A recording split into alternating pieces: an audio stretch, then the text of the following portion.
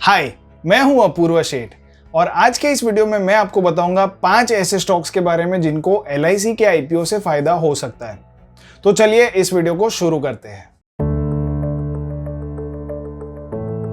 तो दोस्तों, एलआईसी का आईपीओ ऐसा कहा जा रहा है कि इस क्वार्टर के अंत तक मतलब मार्च 2022 तक आ जाना चाहिए और ये इंडिया का सबसे बड़ा आईपीओ हो सकता है। लगभग 90,000 करोड़ का आईपीओ होने की संभावना है। तो this would be one of the largest IPOs not only in India but also all across the world. तो एलआईसी का आईपीओ काफ़ी पॉपुलर है, बहुत लोग इसका बेसब्री से इंतज़ार कर रहे हैं।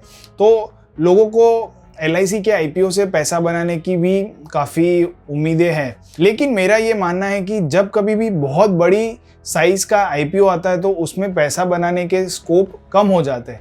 इसका सिंपल रीज़न ये है कि जो सप्लाई है वो ही इतनी बड़ी होती है कि आप उसमें से anyone who wants to buy a stock would have already applied to that stock in the IPO।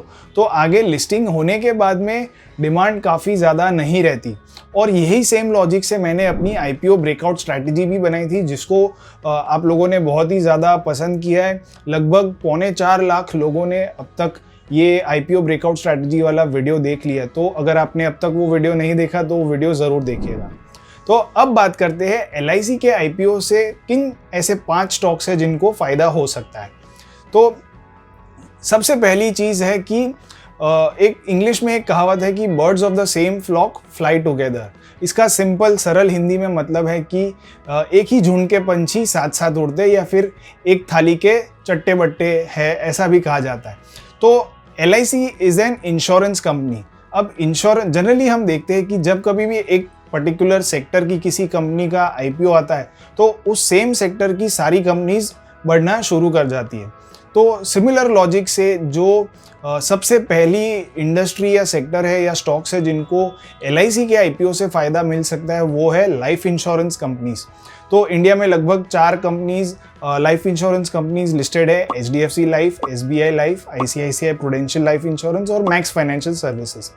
ये चारों ही कंपनी इंश्योरेंस स्पेस में लिस्टेड कंपनीज है, तो इन चारों कंपनीज पे नज़र होनी चाहिए। तो जब कभी भी एलआईसी के आईपीओ की डेट्स अनाउंस हो जाएगी तो इन लाइफ इंश्योरेंस कंपनीज में एक्टिविटी बढ़ना शुरू हो जाएगा। तो आपको इन लाइफ इंश्योरेंस कंपनीज पे नज़र बना के रखनी है। तो इसके बाद नंबर लगता है स्टॉक ब्रोकिंग कंपनीज का। जी हाँ दोस्तों, ये शायद सुनने में थोड़ा अटपटा लगे लेकिन स्टॉक ब्रोकिंग कंपनीज को भी बहुत ज़्यादा फ़ायदा मिल सकता है एलआईसी के आईपीओ से। तो एलआईसी के आईपीओ में ऐसा एक प्रोविज़न है जहाँ पे एलआईसी के पॉलिसी होल्डर्स के लिए स्पेसिफिक एक स्पेशल कोटा बनाया जाएगा। तो एलआईसी पेपर्स में ऐड दे रही है, अपनी जो डिस्ट्रीब्यूशन चैनल्स है, जो अपने एलआईसी के एजेंट्स हैं उनके द्वारा काफ़ी ज़्यादा ज़ोर शोर से प्रमोट कर रही है अपने पॉलिसी होल्डर्स को डीमैट अकाउंट्स खुलवाने के लिए। तो इसका सीधा सीधा बेनिफिट स्टॉक ब्रोकिंग कंपनीज को मिलेगा। तो जैसे ही डीमैट अकाउंट्स खुलेंगे इन सारी ब्रोकिंग कंपनीज को बेनिफिट मिलेंगी because they are getting new customers.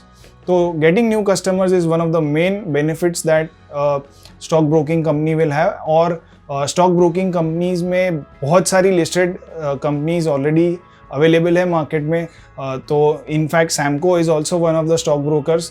तो अगर आपने अब तक अकाउंट नहीं खुलवाया है, डीमैट अकाउंट नहीं खुलवाया और अगर आप एक एलआईसी के पॉलिसी होल्डर हो तो you can open your account with in flat 15 minutes. आपको नीचे डिस्क्रिप्शन बॉक्स में लिंक मिल जाएगी, आप उस पर क्लिक करके सैमको में डीमैट अकाउंट खुलवा सकते हो।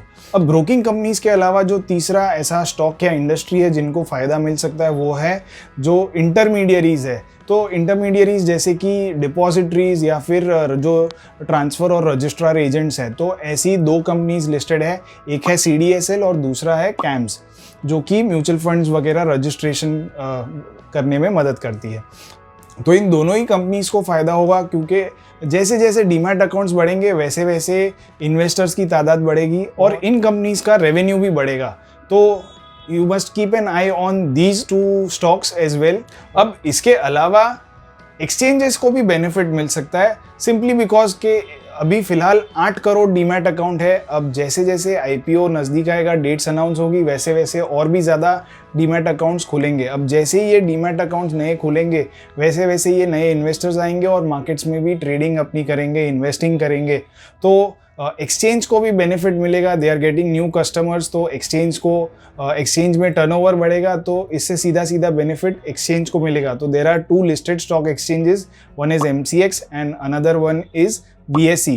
तो इन दोनों ही स्टॉक एक्सचेंज को बेनिफिट मिल सकता है by way of getting new customers. और इन 2 कंपनीज के अलावा NSE का भी IPO शेड्यूल्ड है।